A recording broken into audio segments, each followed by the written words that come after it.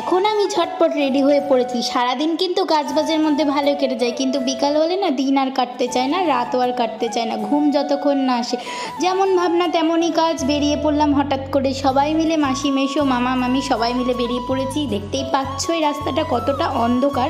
আমরা যাচ্ছি একটু রায়নগরের দিকে, চাটা খাবো, ঘুগনি টুগনি খাবো। দেখতেই পাচ্ছ তোমরা, আমরা কিন্তু খুব এনজয় করেছি, খুব মজা করেছি। আর এই যে দেখতে পাচ্ছ সামনে চলে যাচ্ছে বাবিদের গাড়ি, তারপর চলছে মাসিদের, তারপর চলে যাচ্ছি আমরা। তারপর কিন্তু আমরা ওখানে ঘুগনি খেতে চলে এসেছি। এখানকার ঘুগনিটা কিন্তু জাস্ট অসাম। তোমরা একবার খেলে বারবার এখানেই তোমাদের আসতে ইচ্ছা করবে। আমি কিন্তু সেই ছোটোবেলা থেকে আসি এই জায়গাটা। একজন ছিল, সে আমাদেরকে এটা চিনিয়েছে এই দোকানটা, তাকে অসংখ্য ধন্যবাদ চেনানোর জন্য। আর এই যে দেখতে পাচ্ছ আমরা সবাই এসেছি। আমরা কিন্তু এই কজনে খুব মজা করি, বাড়িতেও খুব সবসময় আড্ডা গল্প সব সময় আমাদের দেখতে পারবে একসাথে। আমরা সবাই কিন্তু খুব মজা করি, ফটো তুলি, ভিডিও করি। আর এই যে দেখতে দেখতে আমাদের ঘুগনি কিন্তু দিয়ে দিয়েছে, কি টেস্টি খেতে।